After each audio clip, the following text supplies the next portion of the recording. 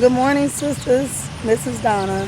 Well, right now I'm on kind of a pit stop coming back from Tennessee, and I just wanted to share this. It seemed like the perfect time. In life, sometimes we also have pit stops. You think you're driving down the road going to your destiny of what you thought things would be, and then comes that season where you've got to accept what it is. So now is the perfect time to share my story. Earlier in an earlier video, I told you all that I would share why I filed for divorce and did all that, and then I had to wait until I get to a point where I wasn't crying anymore, and I had to wait till I get to a point where I was ready to actually share it without being angry about it. When I first separated, I did a video on Facebook, and that video, I was upset. I told the truth, but I told the truth in a certain kind of way where I know it offended some people, and I didn't really think about like the step kids and stuff like that. But here we go. I got married, like I said, in 2018. I will not say names, like I did on the Facebook for obvious reasons. Like I said, because I don't want to hurt anybody else. I just want to help somebody. Every time I post a story, it's in hopes that it will help somebody. It's in hopes that somebody like me will get helped, get healed. So, like I said, I got married in 2018. I married a guy. Like I said, he was a nice guy. I'm not saying he's a terrible person now. Only thing is, I feel like he is kind of confused about what he wants in life. So I'll start from the beginning, because in order to understand the end, you have to know the beginning, and you have to know the in-between. And I won't hold anything back. I won't, lie about anything. Everything I put on this page is true.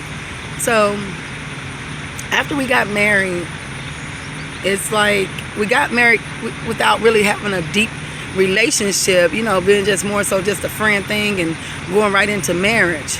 So we got married. We actually got married at the courthouse. I wasn't worried about, a big expensive wedding or anything like that. I didn't want to be like out here sleeping with anybody and stuff like that and not being married, because it's like I always, since younger, have had this fear of like really just going to hell, because you never know when your time is coming.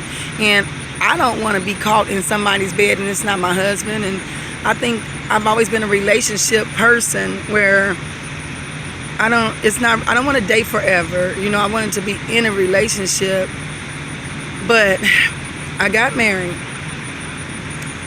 Once I got married to him, he did the right things, He called my dad, actually, and he asked for my hand in marriage, and he asked my son, is it okay if he was to marry me?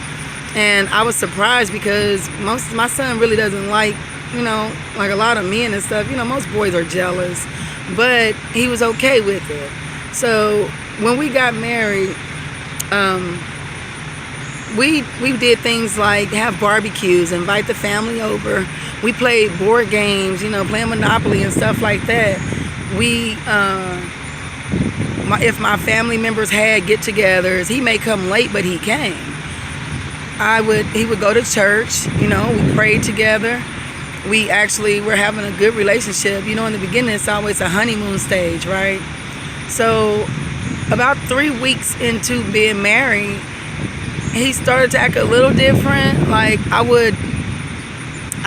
he would come home and I would have his food ready. I would have like lingerie on with the heels on and stuff like that, because to me, I thought men liked that type of thing. And he was active to it at first. He really liked it. So one day he comes in and he's upset about something he got in the mail. And, he was just like, you're doing too much. Why? I'm tired of you dancing and doing all this. He was like, I don't like strippers. And to me, that had nothing to do with the situation. I'm not out here doing this for other people. I'm doing this for him. So once he, kind of said something about that, I kind of backed down for that. And he was like, I just like it when you wear boy shorts. That's cool with me. You don't have to put lingerie on. as women, we always want to try to cater to our man. So it's like I went and bought some, boy shorts. Like if that's what he likes, that's what I'm going to do. In this same third week, he told me he didn't like having sex. He was just like, he was taking pills in order to have sex with me. He said because he knew that I like having sex. And for me, I thought stuff like that just comes natural. You love somebody or you like somebody and, the intimacy comes and kissing comes and stuff like that. But it wasn't like that. It was weird. It was like he didn't want me to touch him for real. He didn't want me to even really be hugging on him and stuff like this. And mind you, it's only the third week in marriage. So I kind of started to feel just unwanted and rejected. And, where he used to be on video and calling me while he's on his breaks at work, he stopped that. And he told me, he said, well, I don't have to call you every day and stuff. We're married. I got you now. So, that's the biggest lie. You don't have somebody just because you get married. You've got to work at it and you've got to do the same things to keep them that you did to get them. And more. You got to be willing to change with the seasons, Each time that people change in marriage as we get older, you've got to be able to roll with those. Right away, he was like, I want to buy a house. Let's buy a house. Let's try to do this or do that. I'm like, we just got married. Can we have that time, where we're just, getting to know each other and travel and things like that. And he's like, well, I don't know about that. I'm not going to travel and do this and that. He said, well, he did 13 years in prison. And, I was trying to be understanding of how he wanted to move because, for one, I always thought like the man is the head of the house and I wanted to treat him that way. But once he got his idea in his head, that was it and that was all. And he didn't care about how I felt, what I thought about it. So he told me, he said, well, I know I'm married, but you got to let it be about me right now. He was like, I missed 13 years of my life, and I've got to try to get back what I was supposed to be doing. Like, I'm like, okay, if you're in prison or you get out of prison, that's what prison is. It takes your time. It robs you of time. So you may not be able to get back to where you were going to be. Like, you can't force 13 years into a week or two or some months or just a few years. You've got to kind of accept where you are, but just work towards your future. He said he wanted to get his CDL. He said he wanted to own a trucking company. And, what would I be to sit here and say, well, no, I don't want you to do that. I stood by what he wanted because, that's what women do. When your man wants to be more, yeah, you stand by him and you help him to become more. Because I work for myself, There was nothing holding me back where I couldn't help pay the bills more and do all that while he goes to school. He was working hard. He would go to work all day. He went to work at 10 to 6 p.m. and then he would turn around and do extra shift from 2 to 10. So it's like, okay, when you're home, you're doing nothing but sleeping. And that's not good in the beginning of a marriage. You've got to, build on the marriage because marriage by itself, it's like hard all along. It shouldn't be so complicated though, where it felt like we were roommates already, and it felt like we were good business partners, but nothing was happening outside of that. There was no traveling, there was no love making, there was no just being friends. And he stopped playing games and watching movies with me. He didn't make that time anymore. He was like, well, it's got to be about me. I don't care what you think, it's got to be about me right now. And to be honest, ladies, I cannot say why I did not leave at that moment. But to me, that wasn't a moment to leave because I thought that this can be worked through. He wasn't cheating. He wasn't doing anything like that. Or so I thought. We had a barbecue. And at first, I didn't go through his phone or anything like that. So he was sick. While, we were having to get together, but he was sick. So after everybody left, I started to give him his medicine. And I was helping him, just get better. But when I came to bring him his medicine, his phone vibrated.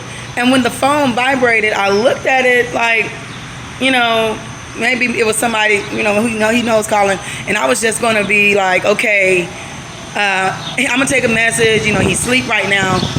Or just tell him, hey, so-and-so called. You might want to call them back. Well, it was a date site called POF. It wasn't a message from anybody. And I woke him up, and I'm like, open the phone. What, what's you on a date site? He's like, I don't remember the code. I don't remember the code. Well, I'm like, you do remember the code, because you're on there. You're on that site. So he takes the phone and he turns it to the side a little bit, and he's putting the code in. And when he did that, I took the phone, and the first thing I saw was him talking to another woman, and it said, I'm looking for somebody. I need somebody. And he had just sent that message like an hour before. So, you're pretending, he was sick, but you want me to take care of you, but yeah, you're on a date site with somebody. I didn't understand that, because you're married. There's no reason to be talking to other people or to be on a date site. Nothing was going wrong. We weren't into it. Nothing was wrong. It's just like after I found that out, I told him, I said, I want a divorce. We're gonna go ahead and get an annulment. I don't want to be treated like that, and it's just not right. So he begged, he cried, he got on his knees and crying and all that. And I still wasn't feeling it. At that moment is when I stopped trusting him. And, ladies, you understand, when you stop trusting a man, there's nothing you can do about it. It's like you try to get that trust back, but in the back of your mind, you're constantly wondering, what is he doing? Is he doing something wrong? Once he's done something like that for no reason. Like I cooked, I cleaned. I wanted to have sex with him. He wouldn't, he didn't want to sleep with me for real. It was just like, I wanted to be the wife to him, and he would tell me, you cook too much. I'm like, I've never heard a man say, that you cook too much, but he did. He said, you cook too much. He said, you make 3 meals, and he's like, it's big meals. I'm still full at dinner time from the breakfast and all that. And okay, I slowed that down a little bit. So now at this point, I tell him, I'm like, you keep taking things away from our marriage, and we're going to have nothing left. And he was just like, well, it's not taken away from me. He was like, I promise you, once I've got everything I want, then I'll focus on you. I don't think you marry somebody and then make them wait and, tell them you're going to focus on them later. You get married, so you can have that companion. And I want you to focus on me now. And if I marry you, so going down the road, he started to stop going places with me after I found out that he was on POF. And I won't lie, because he started to act funny. So I went in his phone, and while I was in his phone, I took his Sims card and I put it into my computer. And when I put it into my computer, the POF thing popped up, but it showed who he was talking to, and there were men profiles as well as women profiles. And I was confused, because I'm like, okay, first thought, why does he have a man's profile, like more than one man? It was like, it looked like it showed who he was looking at on the POF site, and there were men. There were a lot of men, and there were a lot of women. And I'm just like, in denial. I'm not gonna lie, I was in denial. I wanted to believe, like, no, like, I was like, okay, my husband is gay. I just, that didn't really register for me. I mean, ladies, you understand that. You don't want to be like, I married somebody and this is real right now. So I think I kind of looked to the left. I asked questions about it, but he really didn't respond. He would laugh about it, I'm like, I don't really see anything funny about you looking at other men on a date site. And he was like, oh, I was looking at women too. Like, either way, you were married. You shouldn't be looking at men or women, but it was what it was. So, God had already spoke to me, and it was just like, I was not supposed to help buy that house. I was not supposed to just, go forward, because we were having a lot of problems at that point. I mean, help me out, ladies. Is it just me? Because we get stupid sometimes. Like, I was married, so I don't call it stupid, but we get to the point where we want to block out the things that's going on around us, and we want to make it what it is not. Like, if it's apples, ladies, then call it apples. Don't call an apple a tomato. When you see that there are signs that something's wrong, believe that. That's just what it is. So I'm going to fast forward a little bit. So we buy the house. We're excited. I'm excited because it was something that he wanted. And I was able to help him, at that time. Because to be honest, when we got married, he was still in a halfway house. He had been out of prison after, doing his 13 years and stuff like that. But it was like, you moved in with me and, came into my life. And it's just like, I thought that he would be grateful and happy. Like, okay, you're kind of moving along, I gave him my other car. I mean, he had a car, but it was so much trouble with it. So I gave him my other car. You're able to get to work. I don't, you don't have to depend on anybody. Like, we're doing this together. That's what I was excited about. So I talk about my son a little bit. And like I said, I will not call names. I'm not trying to embarrass anybody. I just want to have you ladies be aware. So my son, he's a really good kid. He was on the honor roll. He's playing football and all that. And I didn't allow him to like smoke weed, drink, have girls over and all that stuff, like, spending the night. So on the other hand, like, I saw that my son was acting different too. So I called him to have a conversation with him. I find out that my ex-husband now, I find out that he was giving my son weed. He was giving him gummies or whatever. He's telling him it's okay to smoke. And long story short, my son started not listen to me, but to listen to my ex. And he's just like, well, your husband said it's okay and this and that. Like, you don't come into somebody's life and disrupt their child. And I left town to go to a baby shower. He was supposed to go with me, but at the last minute, he changed his mind. So I'm like, okay, cool. I got used to going places by myself. It's like I'm married at that time and I'm still by myself. So I always feel like if I'm going to be lonely in a relationship, I'll be single. Before I ever get into another relationship, that's something, I'm going to look for is I want somebody who wants to spend time. I don't want to beg you to want me. And I have to take a few breathers during this because even though I am healed, God has healed me of this, it's still hard. It's hard to talk about and really think about everything now. But, okay, now he did that with my son, So now my son's being defiant. And I told my son, I said, well, you've got to go. And I put my son out at that time. I made him go over to my brother's house because you can't live at home and fail. You can't live here and not try, As a single mother, you all get it. We try so hard. And we may spoil them and we may do all that stuff. But I also was teaching my son responsibility. I was also teaching him, although I will give you the world if I can, I want you to work. I want you to try. I don't want you to be just like every other kid doing this and that. So I kept him busy. But like I said, I didn't even know who my son was anymore because somebody who married me came into my life. And now all of a sudden, he turned my son into like a whole different person. Now, okay, now this person has my son where he's like, okay, he's smoking weed or he's selling gummies to people and all that.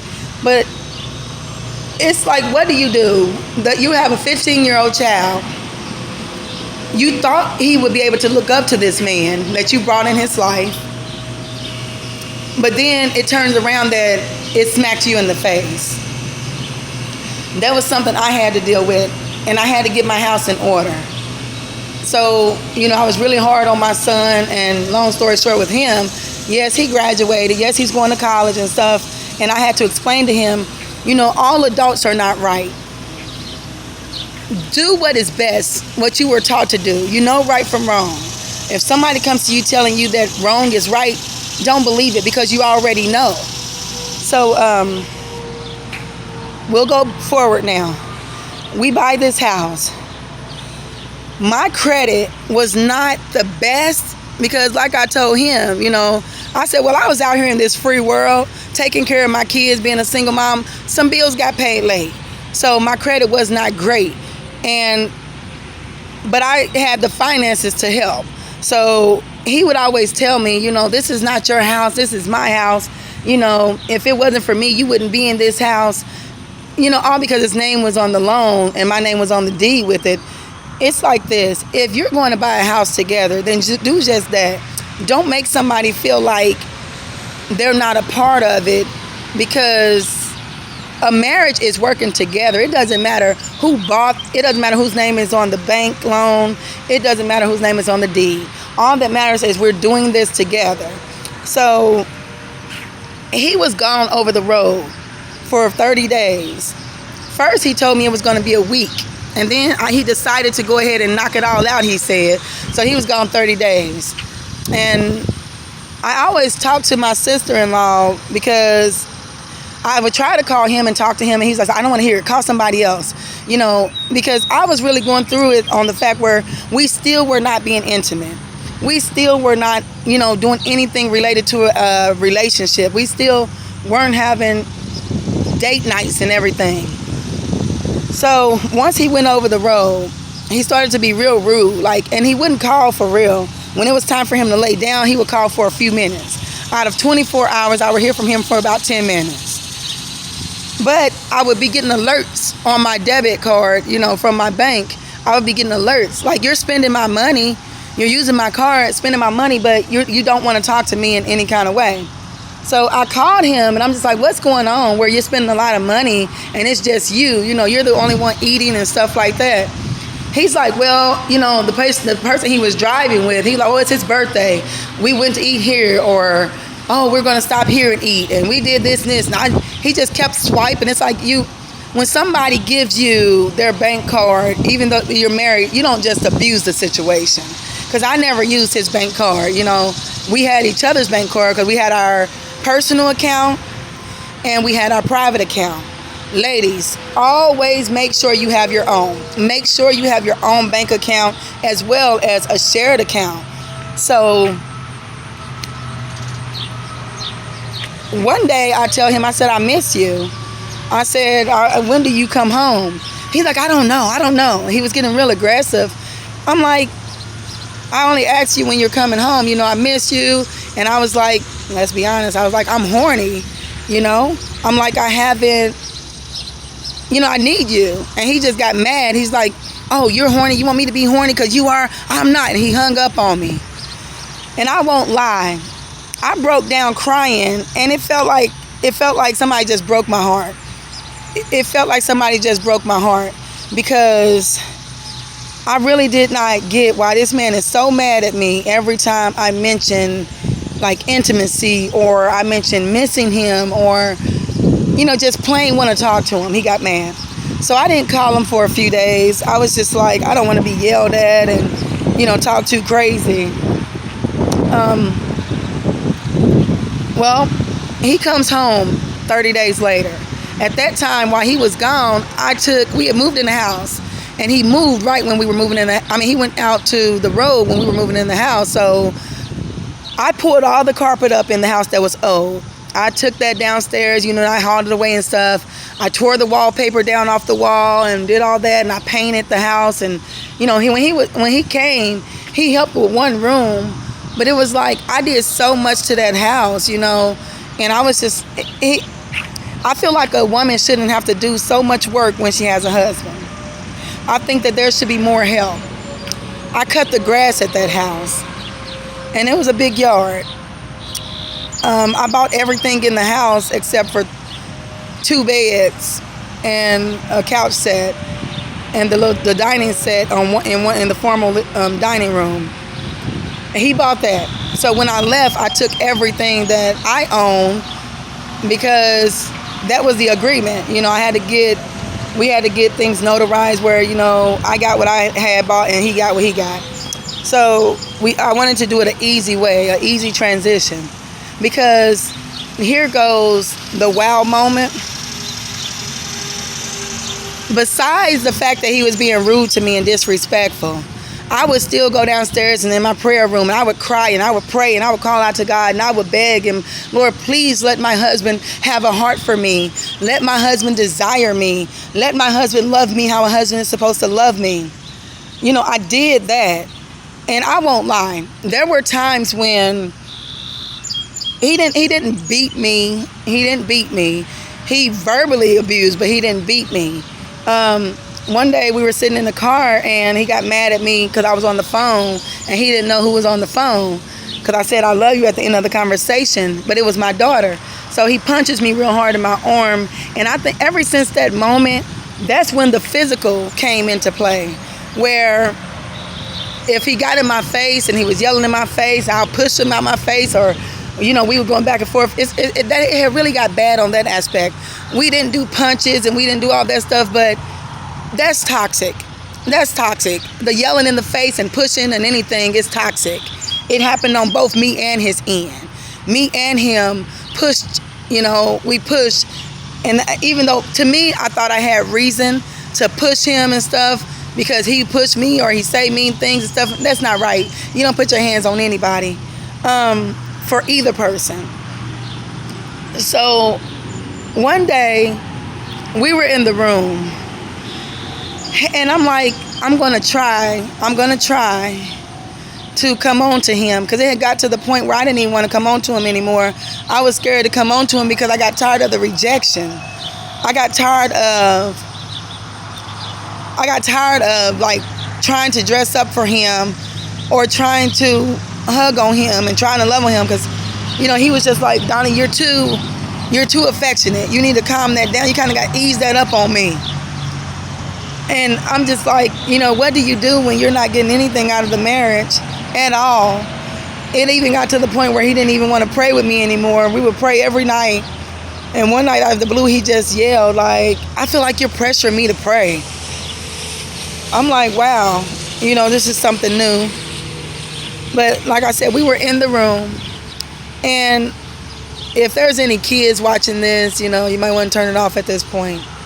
But we were in the room and I proceeded to get ready to do like oral on him.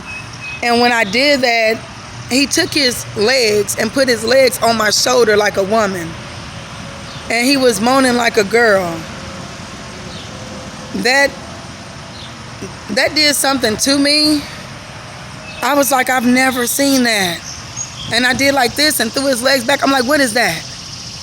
A man does not put his legs on your shoulder and all that. And when he put his leg up and I looked down, it was like a little piece of toilet paper.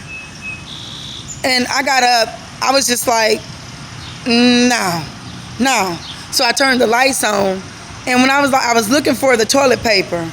And I think he had took it. I don't know whether he put it in a pillowcase or whatever he did with it. But, that sat with me for a while. I was like, hold on for a minute. Then I started to think back about the date site where there were men that he was looking on the date site. And around Christmas that year, I got him a computer. And I was looking for the computer because I was going to go ahead and, do everything for him on the computer and set it up for him. But right when I was looking for the computer, I moved a piece of paper over and there was a cell phone up under there. And he was watching porn, y'all. It wasn't just porn, but it was more men in the porn than women. And so I asked him about it. And he was like, I don't know how that got on that phone. For one, it was an old phone you weren't using, but it was 100% charged. And you had just been on that the day after Christmas. So I'm just like, what's going on? I was like, what is going on? I said, do you like men? And he was like, he laughed. He was like, what are you talking about? You just crazy. I'm like, am I crazy? Am I tripping? Because, we'll second guess ourselves as women.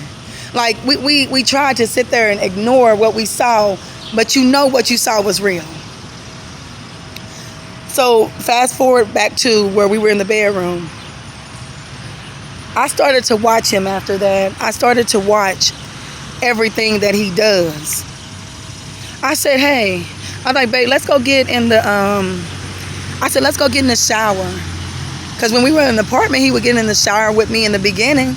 Not after the 3 weeks, but before the 3 weeks. He would get in the shower with me. So he told me, he said, no, I cannot get in the shower with you. He was like, the shower's not big enough for both of us. And anybody who knows me or who's been to that house, that shower was big. And it had 2 seats. There was a seat in one corner and a seat in another corner and plenty of space in between. So I was like, you're making excuses. And he was like, Donna, I just cannot. He said, I cannot wash myself the way I want to with you in the shower with me. Again, excuses. So, like I said, I'm still watching him. And I know it seems weird, ladies, what I'm about to say, But if you've ever been in this situation, there's a point to it. But when he takes a bath, I was watching him, and he would really be digging in his behind, cleaning with soap and stuff, like really, really digging. I'm like,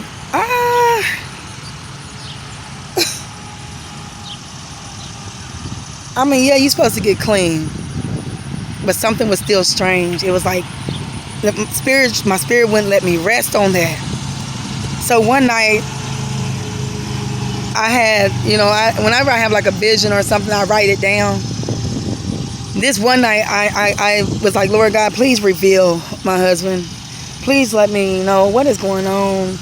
I don't want to keep thinking this way and feeling this way. And that night, I had like a dream about there was a man giving him oral sex. And I could see that same stat, the way he was raising his legs and doing all that. And then I could see a man like penetrating him. And that was in the vision. So I asked him the next day, I said, when you were in prison, did you ever mess with men?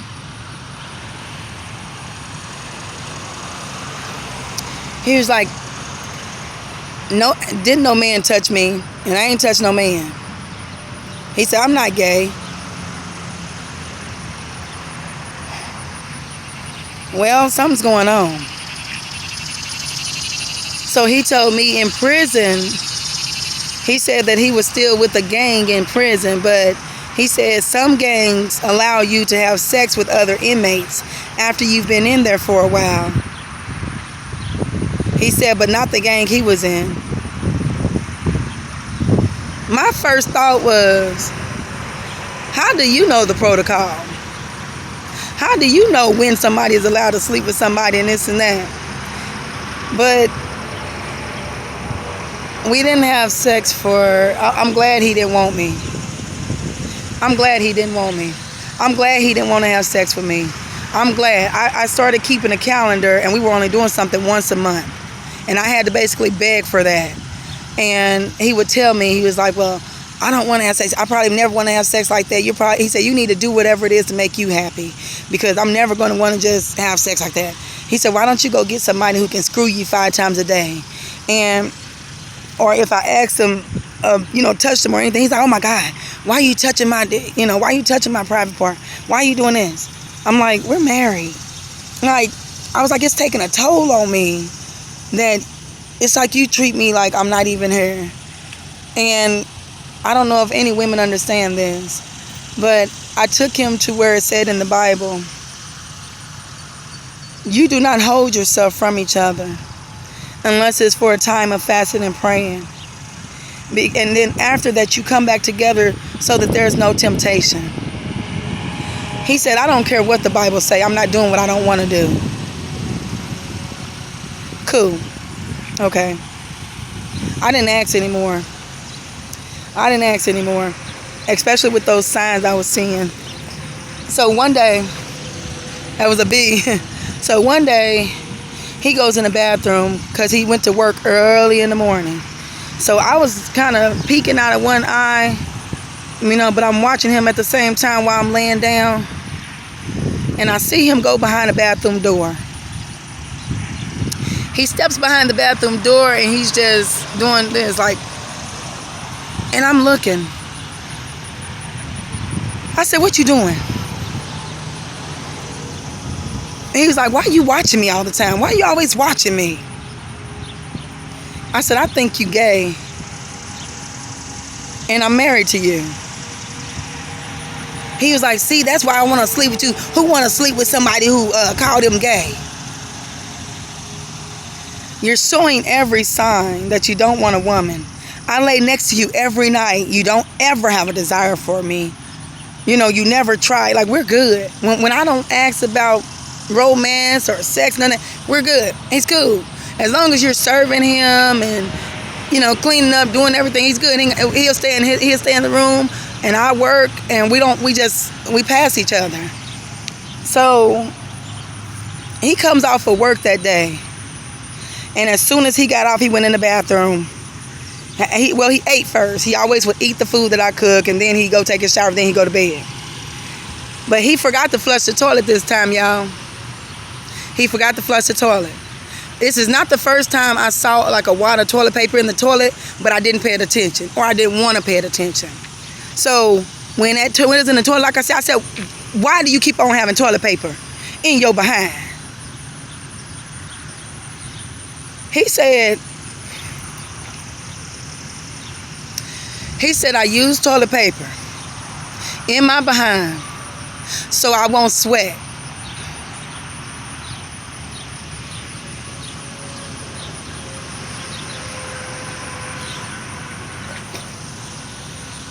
Can somebody make that make sense?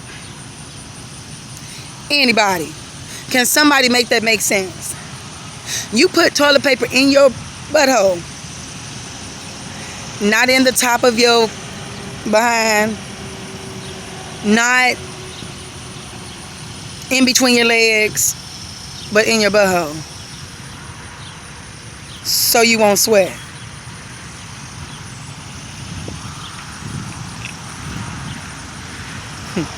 Okay,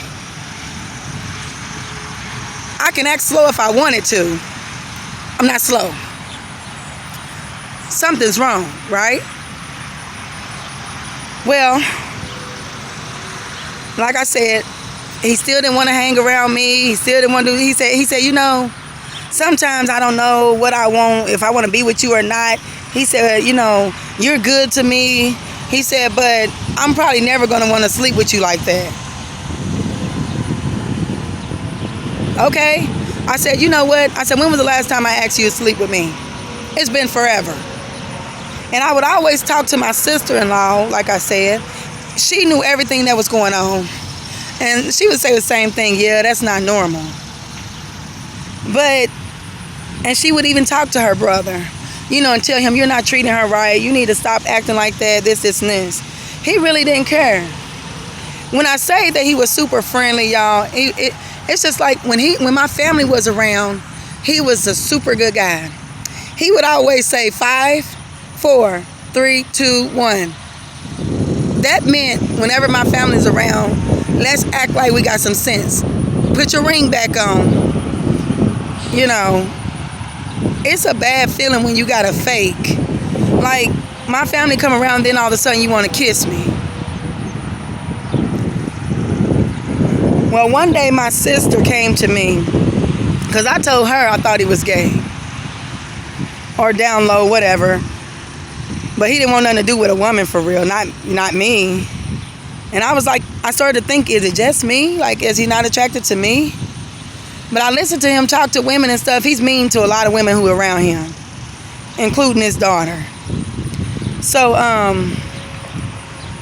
my sister told me, she said, Donna, she said, at first I didn't think that you were for real. She said, I thought you were like tripping a little bit. She said, but we had a barbecue. She said, at that barbecue, okay, this guy who comes around, I don't even know, I couldn't tell you how he sounds because he never speaks to me. But him, my ex, and this guy, like this, close. I mean, when he came in from out of town after the 30 days, he didn't have me pick him up. He had him pick him up. I didn't even know he was out. I didn't know he was back home. I'm walking to get me some water, and I look out the patio door, and those two are on the patio. They're linked over the patio just talking and laughing. He hasn't come in the house and said, hey, I'm home. Hey, babe, this and that. He had nothing to say to me. And at that time, we were just moving into that house for real. It was only like 2 months after moving in the house. There was no beef at that moment. So my sister told me about this same guy. She said when we all went outside, they came inside. And they were right by the refrigerator where you really couldn't see them. She said, but they were really close. She said when we all came in the house, they went outside. They went outside. She said you had closed the curtain, but you could still see the sheer, the little sheer part in the middle. and they were sitting outside by themselves.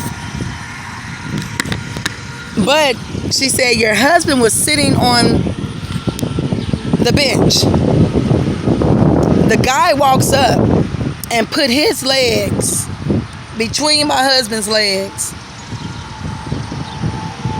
and whispered in his ear for about 5 minutes while my ex-husband was laughing.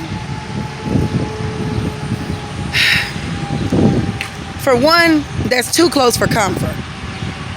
No man has business being all up on you like that and whispering in your ear and doing all that. So I didn't want to tell him who told me, because I already saw some things, you know.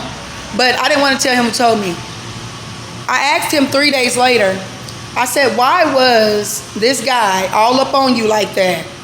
And he yelled at me and he's like, well, he was probably telling me something he didn't want you to hear. Well, that's apparently the case. Yeah, he didn't want me to hear what he was saying. But what were y'all doing that close up on each other? So,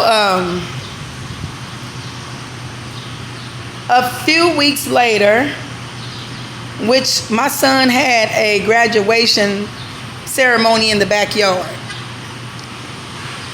My ex made a speech about it, how proud he was of him and stuff like that.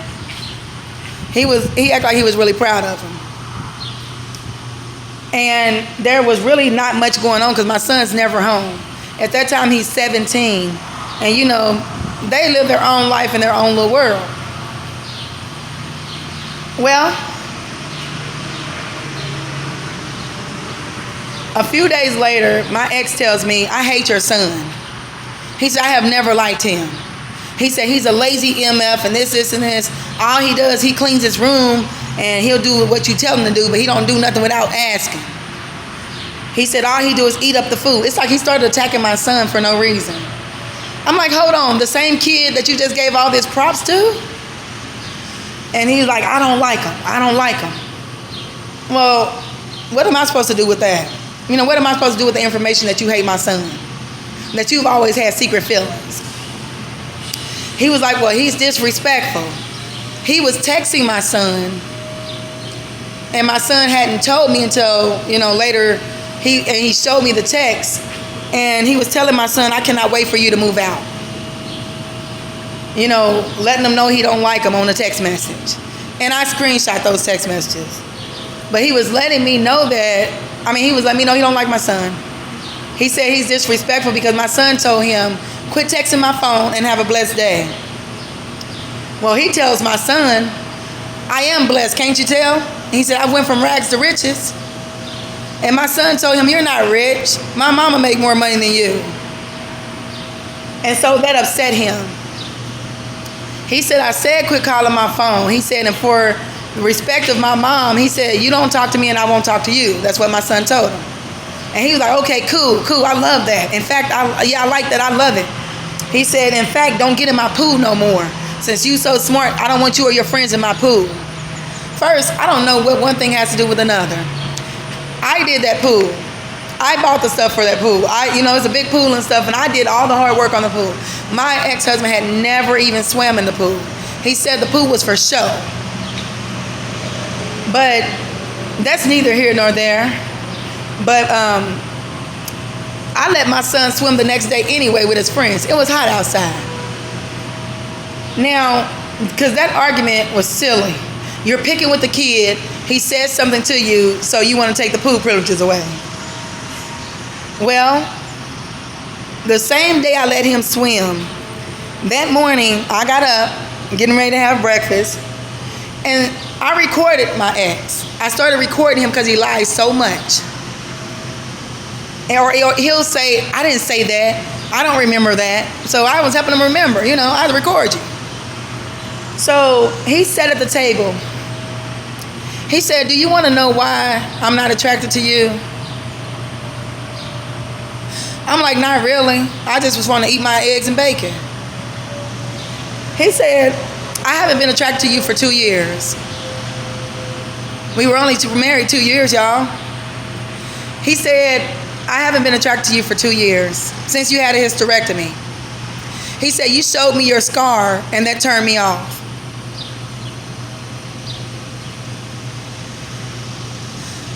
I said, my scar turned you off. I said, then why didn't you leave when I was still in my apartment? Or maybe because I still had my shop. I said, why didn't you leave then if I turned you off? He's like, I don't know. I was trying to make the marriage work. Ladies, does this sound like an excuse? Yeah. I feel like he was trying to do everything he could, with saying he hates my son and attacking me about telling me he's not attracted to me for 2 years and all this and that. And I was just like, I don't see how you could not be attracted to somebody but stay with them like that. I said, and I don't see how a hysterectomy scar could make you not want me sexually. And he was like, well, that's just how I am.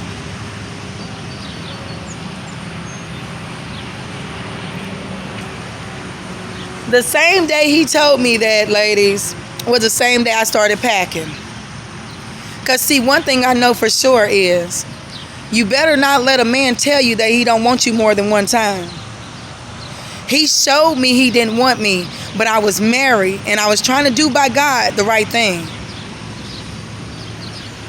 But I started packing, and I started looking for a place to stay. It got to the point where we went ahead, signed papers. I took my name off the house, off the deed of the house. We split everything that we were supposed to split. And he wasn't mad about me leaving. He tried to cry sometimes, and he was like, I'm gonna get some help. I'm gonna get counseling because I can't really love nobody right. He's like, I'm never gonna be able to love anybody until I get help. He said, after I get help, he said, don't divorce me. He said, after I get help, he said, I get help for 30 days, and then we'll come back together. Did you think I was getting ready to let you tell me you don't want me? Let you treat me like that for 2 years? Make me feel less than a woman?